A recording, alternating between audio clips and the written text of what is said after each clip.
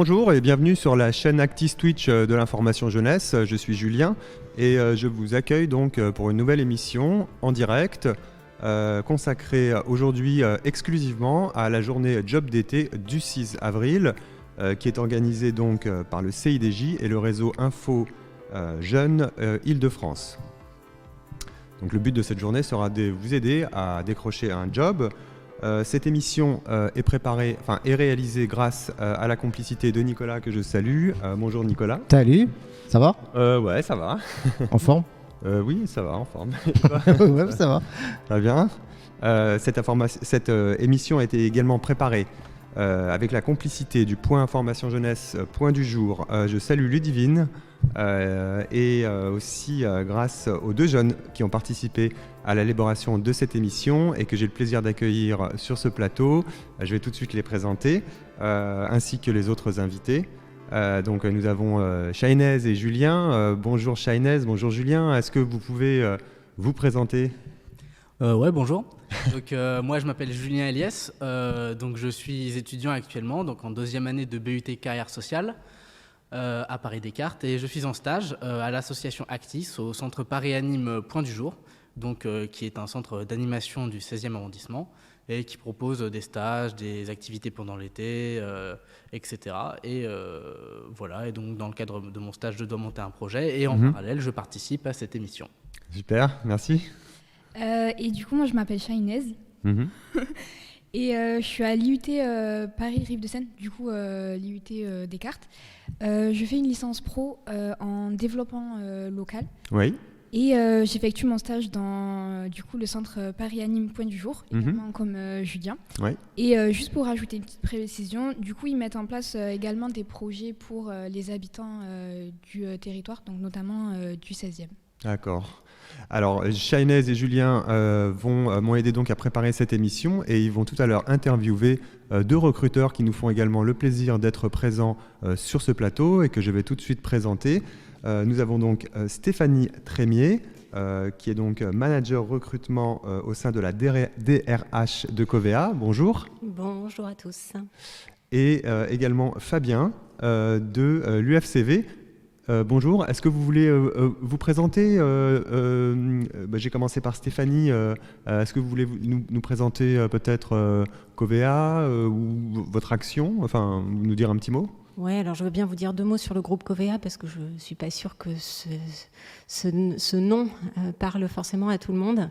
Le groupe Covea, c'est un groupe d'assurance mutualiste qui regroupe les marques MAF, MMA et GMF, qui sont les marques commerciales et qui sont beaucoup plus connues du grand public. Moi, j'anime une partie des recrutements pour l'ensemble du groupe Covea sur des métiers très diversifiés comme les métiers de la relation client, l'informatique, la logistique, la finance, la data. Bon, c'est extrêmement diversifié. Dans un grand groupe comme Covea, il y a une très grande diversité de métiers. D'accord, merci. Fabien, bonjour. Oui, bonjour. Donc moi je m'appelle Fabien Moureau, donc je suis chef de service au sein de l'association UFCV, notamment du service formation BAFA et BFD, donc qui propose des formations sur tous les métiers de l'animation et de la jeunesse. Et nous, effectivement, en termes d'offres d'emploi, on est une association qui organise des séjours de vacances pour les jeunes, pour les enfants en situation de handicap. Et donc, on propose énormément d'offres d'emploi en tant qu'animateur de colonies de vacances, mais également dans les centres de loisirs au sein des collectivités. Très bien, merci. Et enfin, pour terminer, j'ai également le plaisir d'accueillir sur ce plateau Fatima. Bonjour Fatima. Bonjour. Qui travaille donc au CIDJ. Est-ce que Fatima, tu peux nous présenter un petit peu ta fonction ? Très bien. Alors, je suis Fatima Ndiaye, donc je suis responsable des événements au CIDJ et je suis en charge de l'organisation de la journée Job d'été qui aura lieu le 6 avril, donc la 30e édition. Ça sera vraiment une date anniversaire. Je m'occupe de toute la programmation de tous les événements du CIDJ qui se passent ici à QJ. Merci Fatima. Nicolas, jingle s'il te plaît.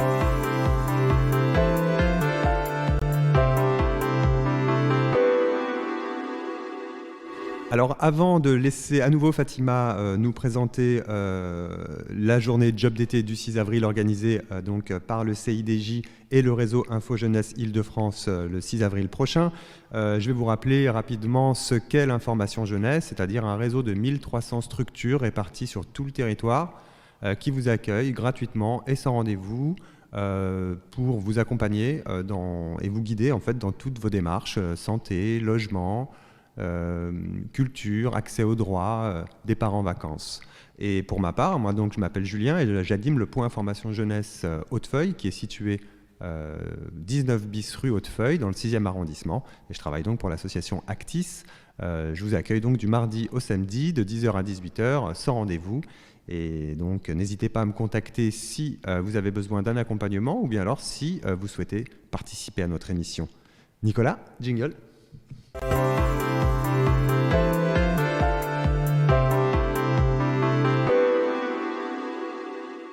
Revenons donc au cœur de notre émission et donc ce pourquoi nous sommes ici, donc cette journée Job d'été du 6 avril organisée par le CIDJ et le réseau Info Jeunes Île-de-France le 6 avril prochain.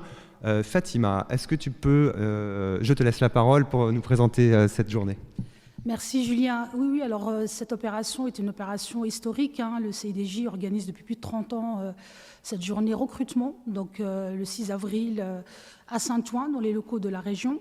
On attend à peu près une quarantaine d'entreprises, une quarantaine de recruteurs et environ 5000 offres qui vont être proposées aux jeunes lycéens à partir de 18 ans, plus étudiants, jeunes en insertion qui sont à la recherche d'une expérience professionnelle, en tout cas pouvoir travailler cet été pour soit financer leurs études, soit payer un projet, en tout cas partir en vacances. Mais voilà, vraiment l'opération Job d'été est un coup de pouce pour tous les jeunes qui n'ont pas de réseau, pour tous les jeunes qui sont à la recherche d'un emploi. Et donc cette journée est vraiment une journée phare pour les jeunes. Le 6 avril, c'est vraiment la journée qui est portée par le CIDJ, mais tout au long du mois de mars et d'avril, le réseau Information Jeunesse, comme tu le disais Julien, va aussi organiser des opérations Job d'été un peu partout en Île-de-France. Donc le 6 avril, c'est vraiment le CIDJ qui va faire cette journée-là, mais tout au long de cette période-là, le réseau Information Jeunesse, les 226 structures vont aussi organiser des événements de Job d'été. Et cette opération, elle a vraiment une dimension nationale parce qu'elle se fait également auprès de tous les CRIJ. Tout à l'heure, tu as parlé des 1100 points information jeunesse, donc c'est les CRIJ au niveau des régions qui organisent également cette opération. Donc c'est vraiment une opération, on va dire, d'ampleur nationale, avec une dimension régionale en Île-de-France le 6 avril.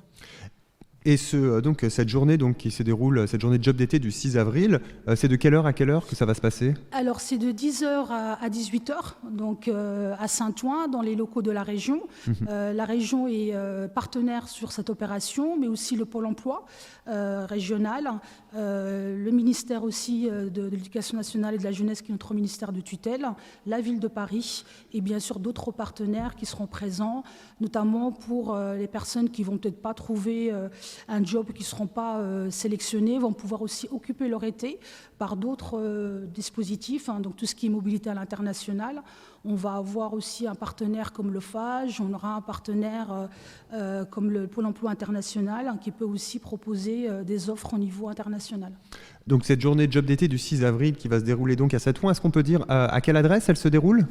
Alors, je n'ai pas l'adresse en tête, c'est une bonne question. Je ne la connais pas par cœur, cette adresse. J'ai plus tendance à dire dans les locaux de la région. Mais si on va sur le site jobdt.com, vous allez retrouver toutes les informations pratiques, à la fois le plan, les horaires, mais aussi tous les conseils pratiques en amont pour se préparer à cet événement, avec des tutos, avec des vidéos, avec des conseils pratiques sur le droit du travail, sur comment on peut trouver aussi les offres dans d'autres régions.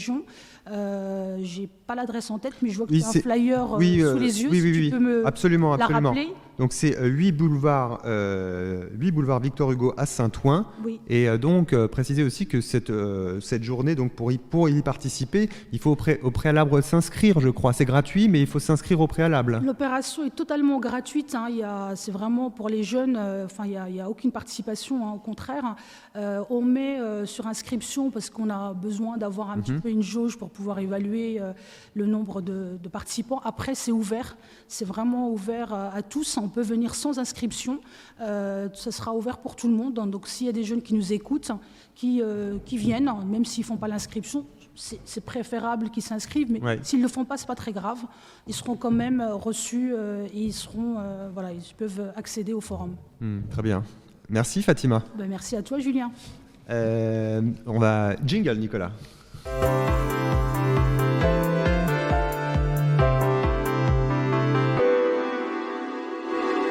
Alors on va passer donc maintenant à la dernière partie de cette émission, la deuxième partie très intéressante, qui est un peu le cœur de notre émission, donc une séance de questions-réponses où deux jeunes, Shainez et Julien, qui sont là, qui m'ont aidé à préparer cette émission, à l'élaborer avec moi, qui ont préparé des questions, et grâce à Ludivine également du point information jeunesse point du jour. Donc avec Fabien et Stéphanie qui sont là, qui représentent donc l'association UFCV et le groupe Covea. Qui est-ce qui veut commencer à poser une question ? Moi je vais y aller. Du coup, si j'ai bien compris, donc vos deux entreprises elles vont être présentes le jour de la journée de job d'été. Et du coup, quel genre de poste est-ce que vous allez proposer, recruter, etc. Je laisse commencer. Je commence. Alors, pour l'essentiel, les jobs d'été qu'on présentera, ce seront des postes qu'on appelle chargés d'assistance. Alors, je vais m'expliquer parce que ce n'est pas forcément une terminologie évidente. Les chargés d'assistance, ce sont les personnes qui répondent au téléphone quand vous appelez votre assureur, c'est-à-dire vous êtes en panne de voiture sur le bord de la route, vous avez perdu vos clés, vous ne pouvez plus rentrer chez vous, ou vous avez eu un accident qui nécessite d'être rapatrié, par exemple, parce que vous êtes blessé. En fait, ce sont les chargés d'assistance qui répondent au téléphone et qui vont faire en sorte de mettre en œuvre les dispositifs qui conviennent pour que vous, en tant que client, vous puissiez être dépanné. Donc, c'est vraiment un métier de contact, de relation. Vous êtes au téléphone et vous êtes là pour aider, pour rendre service et pour permettre de trouver la solution qui convient dans cette situation. C'est essentiellement ces postes-là. Alors, ils sont basés à Saint-Cloud pour l'Île-de-France et on recrute également ce type de profil sur Nantes et sur Tours. J'en profite. Alors, il y aura à peu près 80 besoins qui seront portés, qui couvrent la période entre début juin et fin septembre, avec des durées de contrat qui sont en moyenne de 12 semaines, très exactement. Merci. Pas bien ? Oui, je vais enchaîner. Alors, je vais rebondir sur ce que tu disais sur la notion d'aide, puisque nous, on n'est pas une société, on est une association reconnue d'utilité publique, donc qui œuvre effectivement au niveau de l'insertion, des métiers de l'animation, du service civique et de plein d'autres domaines dans les métiers, et puis l'insertion, et puis la jeunesse. Nous, on propose principalement des jobs d'animateurs, que ce soit en colonie de vacances ou sur des centres de loisirs pour les collectivités. Ce qui est important à savoir, je pense, c'est que sur l'année 2022, on a manqué de plus de 10 000 animateurs juste sur les mois de juillet et d'août pour encadrer les enfants qui partent en séjour de vacances et que donc on recherche, nous, continuellement, toute l'année, et surtout sur les périodes de vacances où sont organisées les colonies de vacances. Donc voilà, nous on a que ce soit au sein de l'UFCV, mais de manière plus globale sur les séjours de vacances, on a, nous, chaque été, des dizaines de milliers de postes qui sont ouverts. Alors, pour pouvoir accéder à ces métiers-là, il faut un petit diplôme, une petite formation qui s'appelle le BAFA. On proposera aussi, nous, sur cette journée-là, des formations BAFA, voilà, et BAFD pour pouvoir diriger ces fameuses colonies de vacances, mais également effectivement sur nos différents sites internet, sur le site de l'UFCV, vous avez toute l'année des offres d'emploi, et également vous aurez la possibilité de rencontrer notre responsable des services civiques, puisqu'on organise on organise des services civiques toute l'année sur des jeunes qui veulent s'engager sur une période un petit peu plus longue qu'un job été. Du coup, c'est moi qui vais vous... Oui, merci. Du coup, c'est moi qui vais vous poser la question suivante. Donc, en fait, nous, quand on fait nos entretiens, on sait qu'on est stressé. Voilà, on a un peu du mal. Et du coup, on aimerait savoir si vous, recruteurs, vous êtes aussi stressé face aux candidats. Voilà, c'était ma question. Alors, peut-être pas autant que vous, hein, faut pas se mentir. Le recruteur, c'est son métier. Il fait ça tout le temps. Donc forcément, il est un petit peu habitué et on croise les doigts pour qu'il n'ait pas une boule au ventre à chaque fois qu'il va faire son travail le matin. Non, je ne qualifierais pas ça de stress. En revanche, à chaque fois, bien sûr, un entretien, c'est une nouvelle rencontre, c'est une découverte, c'est un sens de l'écoute très fort à développer pour être sûr qu'on se comprenne bien, on s'entende bien. Et puis, il y a une chose qui me semble importante aussi et qu'on a vraiment à cœur de porter, c'est que ça se fait en toute bienveillance. Le recruteur, il n'est pas là pour vous piéger. Il n'est pas là pour mettre des obstacles qui n'ont pas lieu d'être. Et donc, l'idée, c'est qu'on soit vraiment dans une relation équilibrée au moment de l'entretien. Donc, franchement, moi, si je pouvais vous donner un conseil, allez-y en confiance. Faites-vous confiance dans cet exercice. Ok. Justement, puisqu'on parle d'entretien, moi, je voudrais bien savoir, parce que vous êtes quand même deux recruteurs, du coup, là, c'est une société et là, c'est une association, mais vous cherchez tous les deux profils quand même assez différents. L'un, c'est animateur et l'autre, j'ai pas retenu le nom, désolé. Chargé d'assistance. Chargé d'assistance. L'un après l'autre, est-ce que vous pourriez nous dire un petit peu, c'est quoi le profil type que vous rechercheriez ? Il n'y a pas vraiment de profil type. Nous, alors, on va effectivement chercher des animateurs donc, qui ont un BAFA ou qui sont dans un cursus BAFA, c'est-à-dire que ce qu'il faut savoir, c'est que le BAFA consiste en 3 étapes avec un premier stage théorique de base, ensuite on rentre dans un cursus en tant que stagiaire, mais qu'on soit stagiaire ou pas stagiaire, il n'y a pas de profil type. Le profil type, c'est quelqu'un qui va vouloir faire passer de bons moments et de bonnes vacances à des enfants, parce que si on manque d'animateurs, c'est des enfants en moins qui partent en vacances, et que nous, c'est le fondement de notre association de faire profiter un maximum de jeunes de leurs vacances. Donc il y a une vocation sociale, oui, et puis nous, on va chercher effectivement, quel que soit le profil, quel que soit le diplôme que va avoir le jeune, c'est des personnes responsables, parce qu'on va leur confier des mineurs, et qu'on va avoir des familles et des parents qui vont nous faire toute confiance pour s'occuper au mieux de leurs enfants durant les 3 semaines ou les 15 jours de vacances. Ok, juste, je voudrais rebondir. Vous avez dit que vous cherchez des gens qui ont le BAFA, mais pour les colonies, est-ce qu'il n'y a pas aussi des gens qui peuvent postuler sans avoir le BAFA ? Parce que moi, je sais que j'avais rencontré des animateurs non diplômés. Alors oui, après je ne vais pas faire un long discours sur la réglementation jeunesse et sport. On peut, mais on a une obligation de quota. On ne peut pas en prendre autant qu'on veut, puisque dans l'encadrement en fait, d'accueil collectif de mineurs, on est obligé d'avoir un certain taux d'animateurs diplômés, un certain taux d'animateurs stagiaires, et on peut avoir ponctuellement, effectivement, 1 ou 2 animateurs qui ne sont pas titulaires de leur BAFA, mais qui peuvent... Il n'y a pas que le BAFA, mais je pense par exemple à quelqu'un qui a des diplômes d'éducateur sportif, qui postule sur une colonie de vacances à dominante sportive, peut très bien, effectivement, postuler sur ce type d'emploi-là. Mais on a quand même une réglementation à respecter en termes d'encadrement. Ok. Alors, du coup, ouais. Attends, enfin, c'est vrai. Oui, c'est vrai qu'on n'a pas entendu Je veux bien vous en dire 2 mots aussi sur les profils qui sont recherchés. Alors, je le disais tout à l'heure, c'est des métiers de la relation client. Ça veut dire qu'on est au téléphone, on a besoin d'entendre une situation, de la comprendre et puis de rassurer. Alors, il ne faut pas oublier que ce sont des gens qui, en général, ne sont pas dans une situation facile, en fait, quand ils appellent. Ils sont plus ou moins en détresse. Toutes les situations ne se valent pas, mais en tout cas, ils ont besoin d'une solution.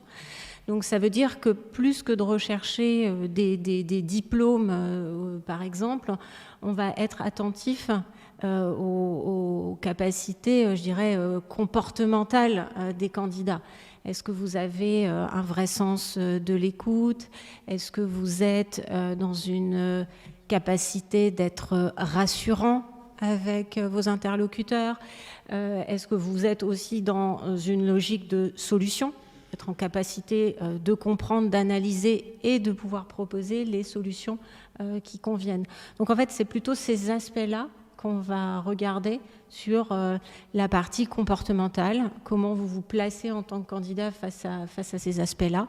Alors ça se teste via l'entretien, mais il y a des petites mises en situation qui nous permettent de voir un petit peu comment vous réagissez et qu'est-ce que vous proposez en fonction des situations qu'on vous présente. Merci. Du coup, je reprends. Du coup, vous savez que de nos jours, il y a beaucoup de discrimination dans l'emploi. Donc, du coup, ça fait qu'il y a aussi certains candidats qui ne mettent pas leur photo ou alors qui savent qu'ils vont postuler pour un poste et qui ne vont pas être pris par rapport au prénom ou par rapport à l'adresse auquel ils vivent. Et on aimerait savoir, du coup, comment vous faites, vous, pour lutter contre ces discriminations. Voilà. Alors, moi, je vais avoir une réponse assez simple et assez succincte. Nous, c'est l'identité de notre association. On milite pour l'égalité des chances et pour l'accès à plein de choses pour tout le monde. Donc voilà, c'est l'essence même de l'association pour laquelle je travaille aujourd'hui. C'est les idées, les valeurs pour lesquelles moi je milite au quotidien. Donc voilà, je ne peux pas faire de réponse plus simple que celle-ci. On ne peut pas faire beaucoup. Voilà. Alors, on n'est évidemment pas du tout dans le même cadre, mais pour autant, pas mal de similitudes, puisque pour le coup, on porte aussi des valeurs autour de l'égalité des chances, autour de l'égalité femmes-hommes. Covea est une entreprise handi accueillante, par exemple. Donc, de manière générale, c'est une entreprise qui porte ces valeurs-là et qui les incarne. Et pour le coup, c'est quelque chose sur lequel on a beaucoup de vigilance. Alors il y a des engagements par ailleurs qui ont été pris par l'entreprise en termes, par exemple, de représentation des travailleurs en situation de handicap, des engagements qui sont pris sur l'égalité des chances aussi, notamment l'égalité femmes-hommes, par exemple. Donc c'est évidemment un engagement fort et que chacun se fait fort de respecter comme recruteur. Ok, merci. Moi, je vais reprendre. J'ai encore quelques questions sur l'entretien en lui-même, en fait.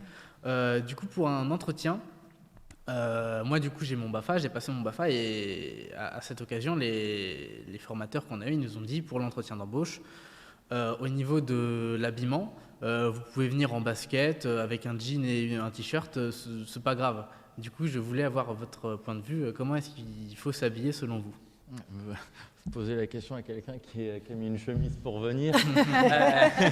Donc, je ne représente pas forcément... Mais des baskets, si je peux me permettre. Mais des baskets. Après, effectivement, quelqu'un qui va venir postuler pour un poste d'animateur en colonie de vacances, je le vois mal venir effectivement en costard parce qu'il va travailler, lui, effectivement en t-shirt, en jean et en basket au quotidien. Donc voilà, après, être capable d'être présentable, voilà, sur un entretien. Après, il y a toujours voilà, une une certaine posture à avoir, même si on est sur un métier qu'on pourrait qualifier de détendu, même si on a d'énormes responsabilités.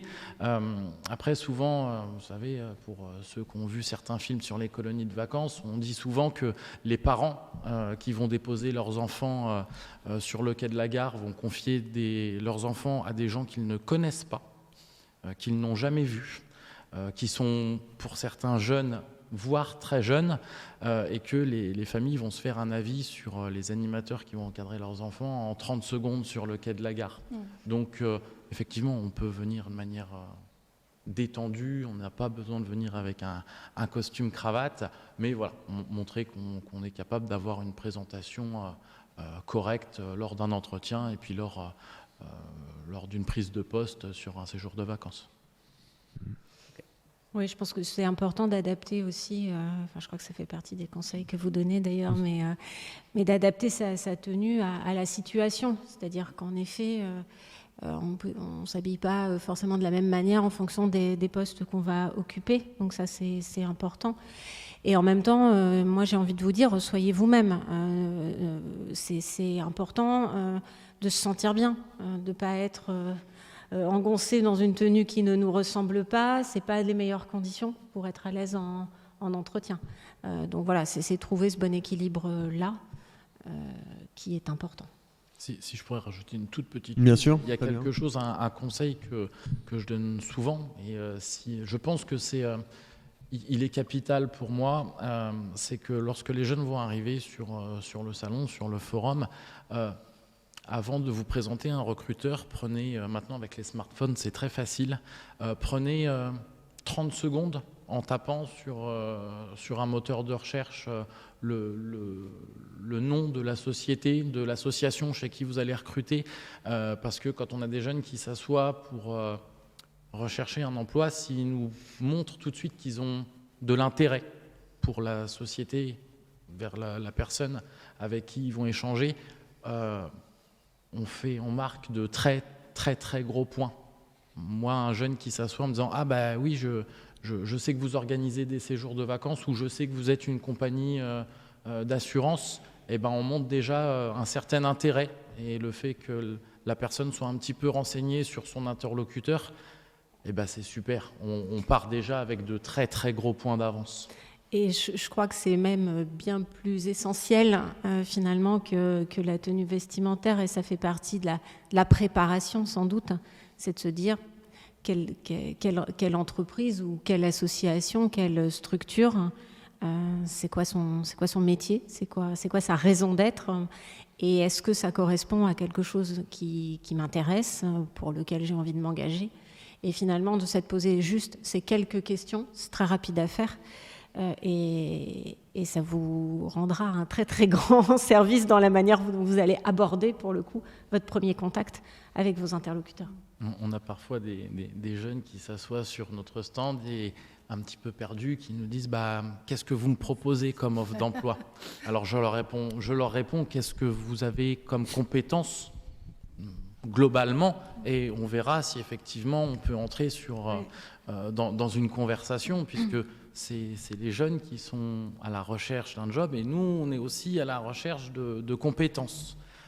Donc nous, effectivement, on a des offres d'emploi, mais quelqu'un qui s'assoit et qui dit je sais que vous êtes une compagnie d'assurance et que dans les postes que vous proposez, c'est un poste d'aide au téléphone. Bon, vous savez, je suis quelqu'un de très à l'aise, avec un petit peu d'empathie. Bon, je pense que la personne a déjà fait 50% du travail.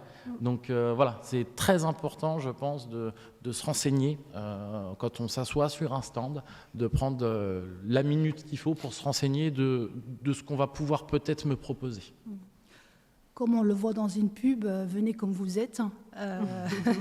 Ça, c'est un des conseils qu'on donne aux jeunes. Et en effet, vous avez parfaitement raison, tout est dans la préparation, en amont des recrutements. Et justement, le CIDJ et le réseau fait partie de ce processus de préparation préparer le jeune vraiment à connaître l'entreprise, à décrypter une offre pour pouvoir bien se vendre. J'aime pas trop cette expression se vendre, mais au moins en tout cas arriver devant un recruteur avec les bons arguments, avec la bonne connaissance de l'environnement de l'entreprise, de ses valeurs, de ses missions, etc.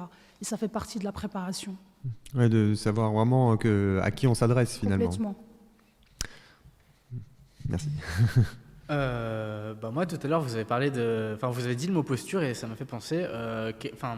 Pour un entretien d'embauche, quelle posture est-ce que vous conseillez? De ce que j'ai compris, vous serez plutôt pour une posture un petit peu plus décontractée pour quelqu'un qui vient. Mais je sais pas, par exemple, est-ce que la personne que vous avez en face de vous, elle peut faire un petit trait d'humour ou est-ce que ce genre de choses c'est éliminatoire? Si c'est de l'humour bien fait, pourquoi pas? Alors, je pense que la réponse n'est pas oui ou non à cette question, mais plutôt ça dépend.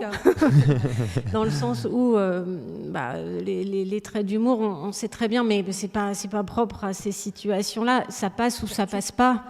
Il y a de l'humour qui est compris par certains et moins bien compris par d'autres. Et ça, on ne peut pas savoir à l'avance qui sont les personnes qu'on a en face de nous et comment ils vont réagir. Donc, j'ai envie de dire prudence quand même avec ça. C'est pas complètement interdit, mais je pense qu'il est préférable vraiment d'être très prudent. Et en tout cas, il faut se dire que ça reste un exercice sérieux. C'est-à-dire que voilà, il faut être préparé, effectivement. Il y a des objectifs. Les objectifs pour le candidat, c'est finalement d'être capable de donner à voir sur ses motivations, sur ses compétences, qu'est-ce qu'il a envie d'apporter, pourquoi ça fait sens pour lui. Ça, c'est quand même le cœur de ce qu'on va aller chercher à comprendre. Après, si la relation s'établit bien entre les deux, on peut se permettre. Mais enfin, c'est pas mon premier conseil quand même. Il faut peut-être rappeler que l'entretien dure, c'est très court. L'entretien, il y a plusieurs candidats qui attendent derrière. L'idée, c'est de se dire comment je peux me démarquer par rapport aux autres candidats pour être pris sur le poste. Après, faire de l'humour, moi je vous rejoins, c'est très très délicat, il faut faire très attention parce qu'on ne sait pas vraiment la personne à qui, en face de nous, quel type d'humour elle a. Donc on est quand même sur de la recherche d'emploi, c'est quand même sérieux, il faut quand même donner une image de quelqu'un qui est sérieux. On peut avoir de l'humour et être sérieux, mais bon, c'est un peu... Mais donc l'idée, c'est vraiment de se dire comment je me démarquer par rapport à d'autres, quoi. Il ne faut pas oublier qu'il y a de la concurrence, qu'il y a énormément de jeunes qui attendent leur tour pour pouvoir être présentés aux recruteurs. Donc l'idée, c'est de faire vite, mais surtout de marquer des points pour pouvoir être rappelé. Oui, je suis d'accord avec tout ce qui est dit, pas de problème. Et plus largement, le niveau de langage, la façon de s'exprimer, est-ce que c'est important? On ne va pas parler en mode de la rue, je suppose, pendant... Oui. Alors, c'est vrai qu'il y a des jeunes. Oui, après, encore une fois, tout dépend du contexte. Je pense que pour répondre à un client en panne sur l'autoroute avec sa voiture, on ne va pas attendre le même langage que quelqu'un qui vient et qui va, pour le coup, lui, devoir avoir comme métier de chanter des chansons à des enfants de maternelle le matin au réveil. Donc voilà, forcément, la posture est différente, le langage va être différent, la tenue sera différente. Voilà, on a plein de cas possibles. Donc après, c'est effectivement à la sensation et à l'intelligence, je dirais, du candidat, sa capacité d'adaptation. Aujourd'hui, moi qui ai un poste à responsabilité dans une association, j'ai une certaine posture pour un type de poste, alors que quand j'ai commencé il y a une vingtaine d'années les métiers de l'animation et que j'étais animateur de colonies de vacances, j'allais en jean t-shirt. Aujourd'hui, je travaille dans la même association, dans le même domaine d'activité, mais ma posture a changé. C'est, je pense, après la capacité de savoir comment j'interviens en fonction de mon interlocuteur. Parce qu'on ne parle pas que aux enfants, je suppose qu'on doit parler aussi à des professionnels ou même des parents, donc je suppose qu'on ne parle pas de la même façon. Tout à fait. Après, c'est les familles, les parents ont peu de temps sur un départ en colo pour se faire un avis sur l'équipe d'animation. Et ça facilite la vie du directeur de séjour dans le nombre de coups de fil qu'il reçoit si les familles ont une confiance immédiate en l'équipe à qui ils ont confié leurs enfants. Du coup, Fatima, je vais rebondir sur le fait que vous aviez dit que les entretiens sont de courte durée. Et en fait, on s'était posé la question de savoir si les entretiens en fait, sont tous de durée équivalente pour chaque candidat, ou alors est-ce que la durée est adaptée en fonction du candidat? Alors, pour moi, c'est surtout adapté, pas tant en fonction du candidat, mais en fonction de ce qu'on va chercher comme type de poste, et ce qu'on va avoir besoin d'approfondir comme élément. Donc, il n'y a pas une seule durée d'entretien. D'abord parce qu'il y a des méthodes aussi d'entretien qui peuvent être différentes. Tout le monde ne fonctionne pas de la même façon. Et puis, si vous faites référence à un entretien rapide sur une journée, comme la journée des jobs d'été, c'est pas non plus le même format qu'un entretien d'embauche que vous allez avoir dans le cadre d'une postulation quand vous aurez fini vos études, par exemple, pour postuler sur un CDI. Donc, il n'y a pas une réponse unique, en fait.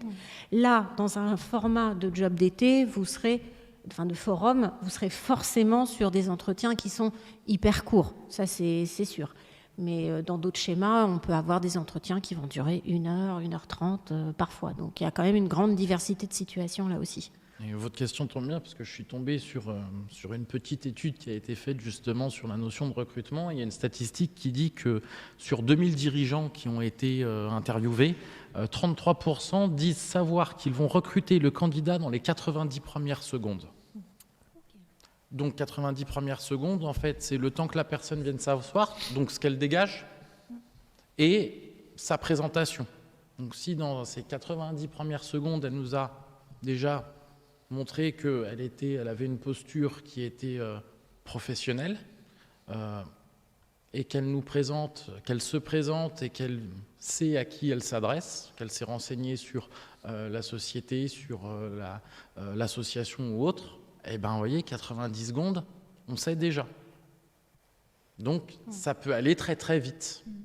Il y a ce que vous allez dire lors de l'entretien, et puis il va y avoir la gestuelle, la manière de... on peut dire des choses très, très pertinentes, mais avec un langage qui n'est pas adapté, on perd un petit peu de points. Donc voilà, mais il y a, la statistique, pareil, parle d'elle-même sur le fait que ça va très très vite. Tu veux y aller ou j'y vais? Vas-y. Moi j'ai une question. De temps en temps, souvent sur les offres de poste, il y a une petite phrase à la fin, une expérience dans le domaine est recommandée, etc. Et du coup, je voulais avoir votre retour sur est-ce qu'une expérience c'est vraiment demandé, recommandé, ou on peut faire sans? Alors là, pour le coup, sur les postes qu'on propose dans le cadre des jobs d'été de chargé d'assistance, il n'y a pas d'expérience requise. On va plutôt se concentrer, comme je le disais tout à l'heure, vraiment sur ce que vous, en tant qu'individu, vous avez comme qualité qui permettent d'aller exercer cette activité. Donc là, on ne sera pas du tout sur les mêmes exigences que là encore sur d'autres typologies après de postes. On est sur des emplois saisonniers, donc oui. Je fais le parallèle avec le forum du 6 avril. Donc on est vraiment sur cette notion de job d'été, première expérience pour un jeune qui n'a jamais travaillé. Donc c'est sûr qu'on ne va pas lui demander d'avoir une expérience de 2 ans, 3 ans dans tel ou tel domaine. L'idée c'est qu'ils viennent justement acquérir cette première expérience, d'où l'importance de ces forums-là, de donner la chance à ces jeunes qui n'ont jamais travaillé et qui vont démarrer dans la vie active sur un job saisonnier. Après, nous c'est pareil, c'est un petit peu le fondement de notre association, de donner un petit peu sa chance à tout le monde et puis d'accompagner vers une évolution en tant que citoyen, mais aussi dans les différents métiers qu'on peut proposer. Après, oui, entre un animateur qui a déjà 15 séjours à son actif, il sera forcément un petit peu en avance par rapport à quelqu'un qui en a fait que 2, par exemple. Mais quand on sait que On a dû annuler sur 2022 énormément de colonies de vacances par manque d'animateurs. Un animateur qui aujourd'hui n'a aucune expérience, ça posera aucun problème pour lui de trouver un job dans cette filière-là. Merci. Alors du coup, il y a aussi pas mal d'étudiants qui recherchent des emplois, mais il y a aussi également des lycéens.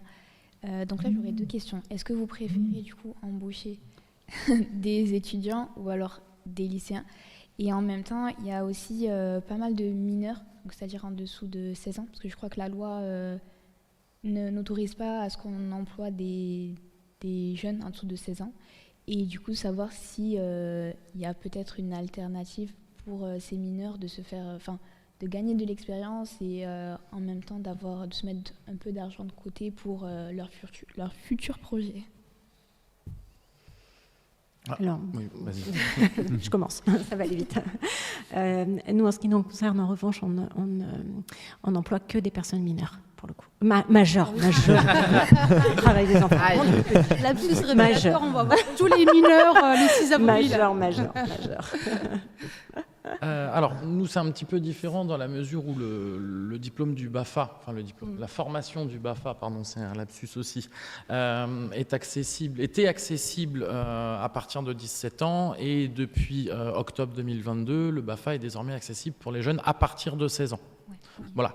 Après, encore une fois, on me pose souvent la question si 16 ans, c'est pas trop tôt pour partir 3 semaines, s'occuper d'enfants à partir de 6 ans. Encore une fois, c'est une question de maturité et on a des jeunes de 16 ans qu'on a tête sur les épaules, qui sont déjà prêts à prendre des responsabilités et que, je dirais, dans le monde de l'animation, on a déjà l'habitude depuis des dizaines et des dizaines d'années de travailler avec des jeunes qui n'ont pas encore 18 ans.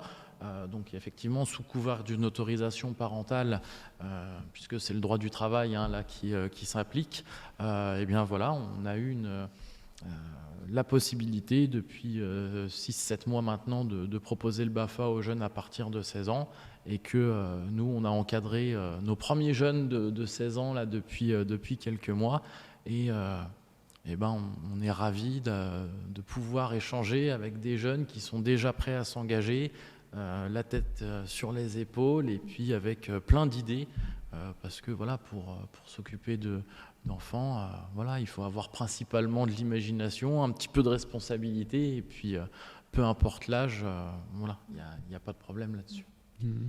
Le droit du travail n'interdit pas aux mineurs de travailler, il y a juste quelques spécificités, parce qu'il faut des autorisations. Sur certains postes, le jeune ne peut pas faire un certain nombre d'heures, ils ne peuvent pas travailler les week-ends, les samedis, les dimanches, en soirée. Donc c'est pour ça que je pense que beaucoup d'employeurs privilégient plutôt les majeurs. Et le jour du forum du 6 avril, en effet, les offres qui vont être proposées vont être proposées à des majeurs 18 ans plus. Maintenant, chaque année, on s'aperçoit que ce forum-là, on a des jeunes mineurs qui viennent, parce que c'est quand même une grosse opération. Donc, il y a une communication vraiment au niveau national. Donc, c'est quelque chose qui attire. Et bien, pour ces jeunes-là, on ne les laisse pas sur le carreau. On va prévoir un espace occupe-temps été où on va leur proposer des alternatives. Donc, ça ne va pas être forcément des jobs, mais ça va être peut-être du bénévolat, le service civique, ça va être des chantiers de jeunes bénévoles. Donc, il y a d'autres actions qu'on peut leur proposer quand ils sont mineurs. Voilà. Merci. Bon, pour moi, c'est bon, je pense. Merci d'avoir répondu à nos questions. Okay. Du coup, moi, je continue. Continue. Vous êtes prêts à venir décrocher un job le 6 avril? Moi, j'en ai déjà un pour cet été. Parfait. Et toi? Peut-être que je passerai, si j'ai la possibilité, si mon stage me l'accorde. Alors, oui, du coup, la durée des contrats. Donc, vous aviez dit 12 semaines. Mais du coup, vous ne nous avez pas dit... Alors, nous, sur les colonies de vacances, qui va être l'essentiel sur la partie job été, on a des séjours qui peuvent aller de 1 semaine à 2 semaines, à 3 semaines. Et puis, on peut aussi cumuler, c'est-à-dire on peut faire 15 jours en juillet, 15 jours en août. Nous, l'avantage, c'est qu'on a des associations adhérentes à l'UFCV. Donc nous, on produit nous-mêmes nos séjours de vacances, mais on a aussi des associations avec lesquelles on est en partenariat qui font également des séjours de vacances, qui peuvent recruter durant l'été. Voilà.